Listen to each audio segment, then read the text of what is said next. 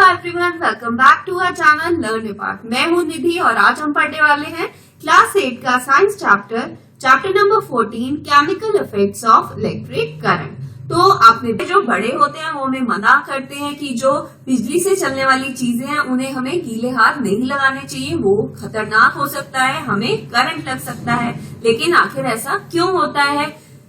We have learned earlier that the materials, तो ऐसे material जो कि इलेक्ट्रिक करंट जिनमें पास हो सकता है वो क्या होते हैं? Good conductor of electricity. और दूसरी तरफ ऐसे मटेरियल जिनमें इलेक्ट्रिक करंट पास नहीं हो सकता वो होते हैं poor conductor of electricity.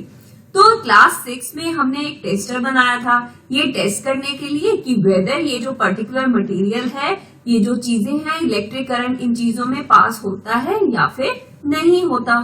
Do you recall how the tester helped us in deciding that? तो क्या आपको याद है कि टेस्टर हमें कैसे हेल्प करता है? तो हमने देखा मेटल्स होते हैं जैसे कि कॉपर, एल्यूमिनियम जिसकी वायर्स बनती हैं, तो ये कंडक्ट करता है इलेक्ट्रिसिटी कंडक्ट करने में हेल्प करता है। और ऐसे मटेरियल जैसे कि रबर, प्लास्टिक और वुड, इसमें बिजली कंडक्ट नहीं होती। However, so far we have used our tester to test material which were in solid state. But what about liquid? तो अभी तो हमने ऐसे मटेरियल देखे जो कि सॉलिड थे, लेकिन लिक्विड का क्या? लिक्विड भी क्या इलेक्ट्रिसिटी कंडक्ट करते हैं? तो चलिए बच्चों देखते हैं। Do liquids conduct electricity? To test whether a liquid allows electric current to pass through it or not. तो हम वही सेम टेस्टर यूज करेंगे। तो आप देख सकते हैं यहाँ पे टेस्टर है और एक ही सेल लिया हुआ है। तो सेल का जो एक पार्ट है वो यहाँ टेस्टर से अटैच कर रखा है और एक पार्ट सेल का बल्ब से अटैच्ड है और बल्ब का एक पार्ट फिर टेस्टर से अटैच है। तो अगर ये बल्ब ग्लो कर गया तो मतलब ये गुड कंडक्टर ऑफ इलेक्ट्रिसिटी है कि इलेक्ट्रिसिटी यहाँ पे फ्लो कर रही है। अगर ग्लो नहीं कर रहा तो मतलब पुअर कंडक्टर है और बिजली यहाँ पे इलेक्ट्रिसिटी फ्लो नहीं कर रही। तो अब हम क्या करेंगे? सेल की जगह एक बैटरी यूज करेंगे। Also before using the tester we should check whether it is working or not। और टेस्टर यूज करने से पहले हमें चेक कर लेंगे कि ये वर्क कर रहा है या नहीं कर रहा। तो यहाँ पे इस एक्टिविटी में यही है, ये टेस्ट कर रहे हैं कि वेदर जो टेस्टर है हमारा काम कर रहा है या नहीं कर रहा है। एक्टिविटी 14.2, तो हमें कुछ स्मॉल प्लास्टिक या रबर की कैप्स इकट्ठी करनी है या फिर जो आपकी डिस्कार्डेड बॉटल्स है, जो खराब बॉटल्स हैं, और उन्हें क्लीन करना है। और उसमें हमने 1 टीस्पून लेमन जूस या फिर विनेगर क्या होता है? सिरका, जो हमारे घरों में इजीली अवेलेबल होता है। तो फिर bring your tester over this cap. अब आपको अपना जो टेस्टर है ये इस कैप पे रखना है और let the ends of a tester dip into the lemon juice. तो जो आपने लेमन जूस उसमें डाला कैप में, तो आपका जो टेस्टर है वो बिल्कुल उसमें एंड्स डिप हो जाने चाहिए। Take care that the ends are not more than 1 centimeter apart, but at the same time do not touch each other। तो आपको ऐसे टच करना है कि वो एक दूसरे से टच ना हो और 1 सेंटीमीटर दूरी पे हो। Does the bulb of the tester glow? तो अब हमें चेक करना है। ये देखो, ये यहाँ पे बिल्कुल इस कैप से टच नहीं है टेस्टर, ठीक है, ये नीचे की थोड़ा ऊपर है। नाउ डज लेमन जूस और विनेगर कंडक्ट इलेक्ट्रिसिटी? क्या लेमन जूस और विनेगर इलेक्ट्रिसिटी कंडक्ट करेंगे? How would you classify? तो आप कैसे देखते हैं लेमन जूस और विनेगर को, सिरके को, कि वो गुड कंडक्टर है या फिर पुअर कंडक्टर है? तो हमने यहाँ पे बैटरी ले ली है, ठीक है, ये बैटरी का साइन है और ये बल्ब है और ये हमारा कैप है जिसके अंदर हमने लेमन जूस लिया है या फिर आप सिरका ले सकते हैं, ठीक है। और हमने यहाँ पे टेस्टर लिया है टेस्ट करने के लिए कि वो ग्लो करा टेस्टर या फिर नहीं करा, उसमें करंट फ्लो कर रहा है या नहीं कर रहा।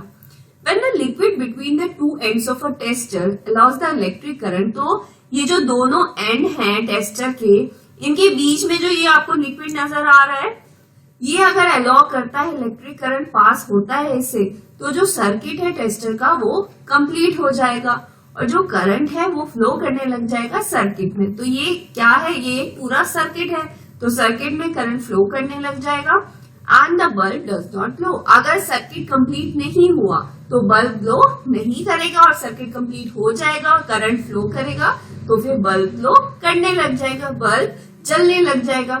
In some situation, even though liquid is conducting, the bulb may not glow। कुछ ऐसी सिचुएशन होती है कि लिक्विड कंडक्टिंग होता है, मतलब उसमें इलेक्ट्रिक करंट पास हो सकता है, लेकिन बल्ब फिर भी ग्लो नहीं करता। तो इसका क्या रीजन हो सकता है? तो do you remember why the bulb glows when the electric current passes through it? क्या आपको याद है बल्ब ग्लो क्यों करता है जब इलेक्ट्रिक करंट उसमें पास होता है? Due to the heating effect of current.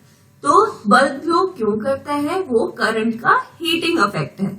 जैसे कि the filament of the bulb gets heated to a high temperature and it start growing. तो आपने घर में भी देखा होगा, जब आप जैसे बल्ब हमारे फ्यूज हो जाते हैं तो फिर हमें बल्ब को टेक आउट करना पड़ता है, वहां से निकालना पड़ता है, नया बल्ब लगाना पड़ता है। तो जब आप बल्ब को टच करोगे ना, वो गर्म होता है, तो वो क्या है? करंट का हीटिंग इफेक्ट है। तो वो उससे हीटिंग इफेक्ट से क्या होता है, जो फिलामेंट होता है बल्ब का वो हीट हो जाता है बहुत हाई टेम्परेचर पे और वो ग्लो करने लग जाता है। वो इतना हीट हो जाता है, वो ग्लो करता है। However if the current through a circuit is too weak, तो अगर जो सर्किट में करंट फ्लो कर रहा है अगर वो कमजोर है, ठीक है, अगर वो वीक है तो filament does not gate heated. तो फिलामेंट जब वो वीक है करंट, तो वो हीटिंग इफेक्ट नहीं दिखा पाएगा और उसकी वजह से जो बल्ब का फिलामेंट है वो हीट नहीं होगा एंड फिर इसीलिए वो ग्लो नहीं करेगा। तो मतलब जरूरी नहीं है अगर आपका बल्ब ग्लो नहीं कर रहा तो मतलब इसका मतलब ये नहीं है कि उसमें करंट फ्लो नहीं कर रहा। ये हो सकता है कि करंट हमारा वीक है, सर्किट हमारा वीक है, तो इसी वजह से बल्ब ग्लो नहीं कर रहा।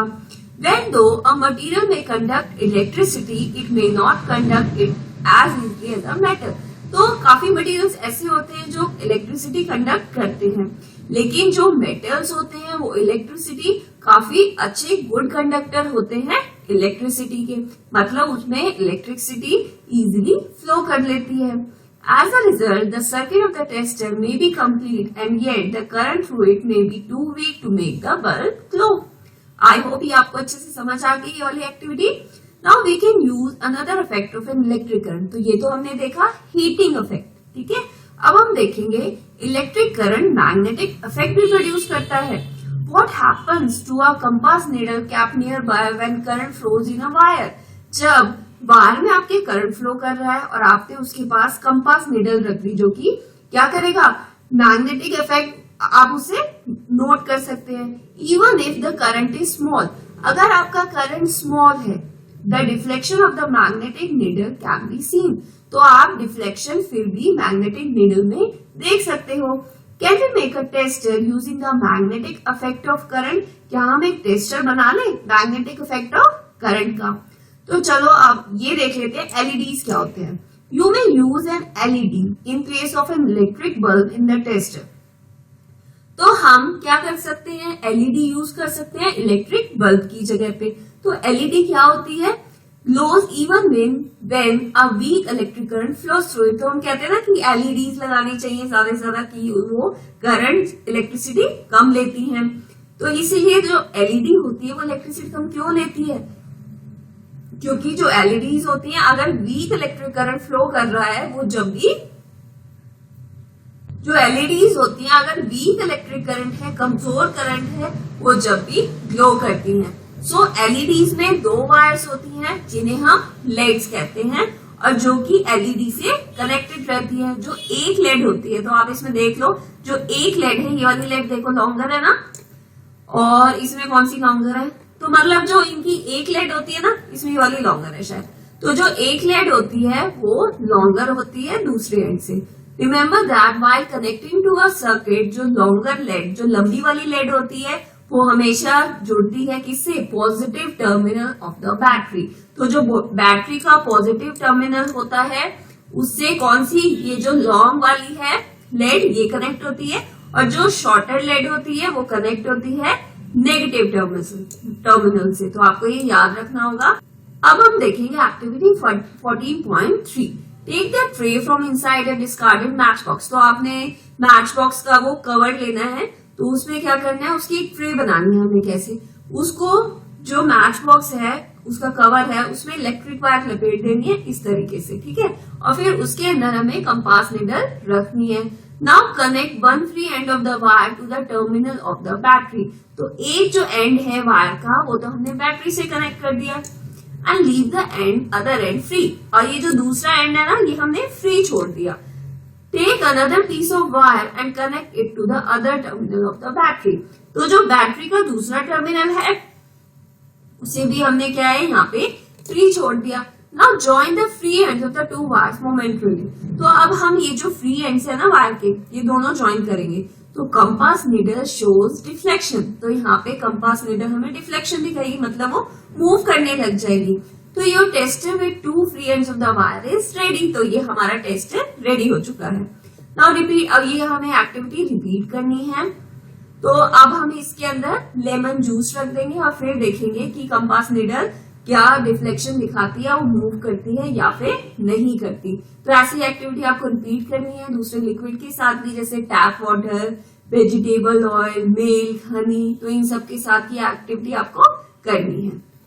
तो अब हम देख लेते हैं गुड और पुअर कंडक्टिंग लिक्विड्स। तो मटेरियल है, फर्स्ट इज लेमन जूस। तो लेमन जूस तो अभी हमने देखा कि वो कंपास नीडल में डिफ्लेक्शन दिखाएगा और वो गुड कंडक्टर है इलेक्ट्रिसिटी का। विनेगर जो कि सिरका, ये भी कंपास नीडल में डिफ्लेक्शन दिखाता है और ये गुड कंडक्टर है। टैप वाटर भी कंपास नीडल में डिफ्लेक्शन दिखाएगा और ये भी गुड कंडक्टर है।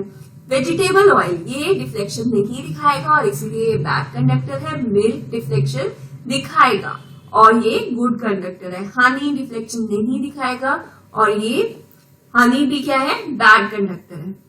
Now we find that some liquids, तो हमने देखा कि कुछ लिक्विड ऐसे होते हैं जो कि गुड कंडक्टर हैं इलेक्ट्रिसिटी के और कुछ ऐसे हैं जो पुअर कंडक्टर हैं। तो अब हम ये देख लेते हैं अभी बूझो क्या सोच रही है। When the free ends of the tester do not touch each other, जब ये फ्री एंड्स हैं हमारे टेस्टर के अगर टच नहीं करते, there is an air gap between them। अगर वो टच नहीं करेंगे तो उनके बीच में एयर गैप होगा। एयर तो हर जगह होती है। तो पहेली knows that air is a poor conductor of electricity। अब आपको ये तो पता ही है एयर क्या है, पुअर कंडक्टर है इलेक्ट्रिसिटी की। But she has also read that during lightning, लेकिन जब बिजली चमकती है, लाइटनिंग होती है, तो इलेक्ट्रिक करंट पास कर जाता है एयर से। She wonders if air is indeed a poor conductor under all condition. तो वो जो सोच रही है कि अगर एयर पुअर कंडक्टर है, मतलब उसमें करंट फ्लो नहीं करता, तो this makes Boojho ask whether other materials classified as poor conductor and also allow electricity to pass under certain condition. तो एयर क्या है, एक जगह वो पुअर कंडक्टर है लेकिन वो एक जगह इलेक्ट्रिसिटी कंडक्ट कर रही है। तो बूजो ये पूछना चाह रही है कि पुअर कंडक्टर इसे कहना हम सही नहीं है। तो इसके अलावा हम क्या कहेंगे, उसे अंडर सर्टेन कंडीशन जो मटेरियल्स होते हैं वो कंडक्ट करना शुरू कर देते हैं, मतलब उनमें इलेक्ट्रिसिटी फ्लो करना शुरू हो जाती है। तो इसीलिए हम मटेरियल्स को क्लासिफाई करेंगे good conductor and poor conductor instead of classifying as conductor and insulator.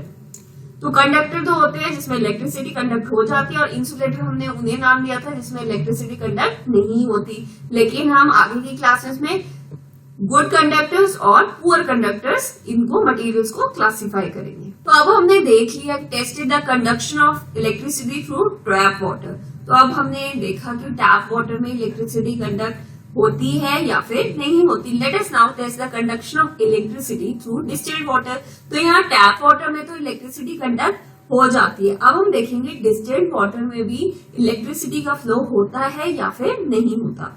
तो हम ये एक्टिविटी देख लेते हैं। हमें 2 टीस्पून ऑफ डिस्टिल्ड वाटर चाहिए, क्लीन और ड्राई प्लास्टिक और rubber cap of a bottle. ठीक है, ये हमने ले लिया। तो अब डिस्टिल्ड वाटर आपको कहाँ से मिल सकता है, आपकी स्कूल साइंस लैब से मिल सकता है या फिर मेडिकल स्टोर से डिस्टिल्ड वाटर मिल जाएगा। तो अब हमने क्या करना है, टेस्टर को टेस्ट करना है कि वेदर डिस्टिल्ड वाटर की क्या डिस्टिल्ड वाटर है वो भी इलेक्ट्रिसिटी को कंडक्ट करता है या फिर नहीं करता। तो does distilled water conduct electricity. Now dissolve, तो डिस्टिल्ड वाटर में हम क्या करेंगे, a pinch of common salt dissolve कर देंगे और फिर हम टेस्ट करेंगे। एक बार तो बिना सॉल्ट ऐड करें, हम अभी हमने नमक ऐड नहीं करा, उसे टेस्ट करेंगे। फिर हम थोड़ी देर बाद एक दूसरा टेस्ट करेंगे जिसमें हम थोड़ा सॉल्ट डाल देंगे। तो what do you conclude this time. तो इस टाइम हमने क्या कंक्लूड करा, जब सॉल्ट हमने डिजोल्व कर लिया, सॉल्ट मिला लिया हमने डिस्टिल्ड वाटर में, तो हमें क्या मिला, एक सॉल्ट सॉल्यूशन बन गया। तो ये क्या है, जो सॉल्ट सॉल्यूशन है ये कंडक्टर है इलेक्ट्रिसिटी का, उसमें इलेक्ट्रिसिटी फ्लो इजीली कर जाएगी, आसानी से कर जाएगी। The water that we get from sources, जो वाटर पानी हमें मिलता है टैप से, हैंडपंप से, कुओं से और पॉन्ड से, वो प्योर नहीं होता बिल्कुल भी। इट में contain several salts dissolve in it, उसमें बहुत सारे सॉल्ट्स डिजॉल्व होते हैं। तो जो small amount of mineral salts होते हैं वो हर जगह प्रेजेंट होते हैं, नेचर में ही प्रेजेंट है, वो नेचर में ही है। तो this water is the good conductor of electricity, इसलिए टैप वाटर ये सारी चीजें क्या है, गुड कंडक्टर है इलेक्ट्रिसिटी की, इसमें इलेक्ट्रिसिटी इजीली फ्लो कर जाती है। लेकिन एक जो डिस्टिल्ड वाटर होता है वो फ्री होता है सॉल्ट से, डिस्टिल्ड वाटर में कुछ नहीं होता, वो सॉल्ट से फ्री होता है, तो इसीलिए वो पुअर कंडक्टर है। तो डिस्टिल्ड वाटर को हम पुअर कंडक्टर कहेंगे। तो स्मॉल देख लेते हैं पहेली क्या सोच रही है। Small amounts of mineral salts present naturally in water are beneficial for human health. तो हमें जो नेचर में नेचुरल जो वाटर होता है उसमें मिनरल सॉल्ट्स ऑलरेडी प्रेजेंट होते हैं, उनमें मिनरल सॉल्ट्स होते हैं जो कि हमारी सेहत के लिए अच्छे रहते हैं। तो however these salts make water a good conductor, तो ये जो सॉल्ट्स होते हैं ये वाटर को एक अच्छा कंडक्टर बनाते हैं इलेक्ट्रिसिटी का। So we should never handle, तो इसीलिए हमें जो इलेक्ट्रिकल अप्लायंसेस होते हैं, जो बिजली से चलने वाले अप्लायंसेस होते हैं, उन्हें गीले हाथों से टच नहीं करना चाहिए। तो हमने देखा जो कॉमन सॉल्ट होता है, जब हमने कॉमन सॉल्ट को, जो हमारा नमक होता है, तो उसे जब डिजोल्व करा डिस्टिल्ड वाटर में, तो उससे हमारा डिस्टिल्ड वाटर क्या बन गया, एक गुड कंडक्टर बन गया। लेकिन what are the other substances which when dissolved in distilled water make it conducting, लेकिन कुछ और ऐसे सब्सटेंसेस आप बताओ जो कि डिस्टिल्ड वाटर को गुड कंडक्टिंग बना सकते हैं। वैसे तो डिस्टिल्ड वाटर में इलेक्ट्रिसिटी कंडक्ट नहीं होती, लेकिन सब्सटेंसेस अगर हम कुछ ऐसे उसमें डाल देंगे तो उसमें इलेक्ट्रिसिटी कंडक्ट करना शुरू कर देगा। टेक 3 क्लीन प्लास्टिक और रबर कैप और वाटर पोर अबाउट, तो इसमें 3 हमने प्लास्टिक और रबर कैप लिए और उसमें 2 टीस्पून ऑफ डिस्टिल्ड वाटर डाला और उसमें few drops of lemon juice. और अब हम चेक कर रहे हैं और कौन कौन सी चीजें डिस्टिल्ड वाटर में हम ऐड करेंगे जिससे वो इलेक्ट्रिसिटी कंडक्ट होनी शुरू हो जाएगी। तो लेमन जूस डाला, या फिर आप डाइल्यूट HCl डाल सकते हैं, या फिर distilled water in 1 cap. Now in the second cap, तो एक कैप में तो हमने लेमन जूस डाल दिया या फिर डाइल्यूट HCl डाल दिया। दूसरी कैप में इसमें डिस्टिल्ड वाटर है, हम उसमें बेस डालेंगे जैसे caustic soda, potassium iodide. Base कौन से होते हैं, जो कि रेड लिटमस को ब्लू कर देते हैं। और add a little sugar to the distilled water in the third cap, तो थर्ड कैप में हम थोड़ा शुगर डालेंगे डिस्टिल्ड वाटर में। तो अब हम इन सॉल्यूशंस को चेक करेंगे इसमें इलेक्ट्रिसिटी कंडक्ट होती है या फिर नहीं होती।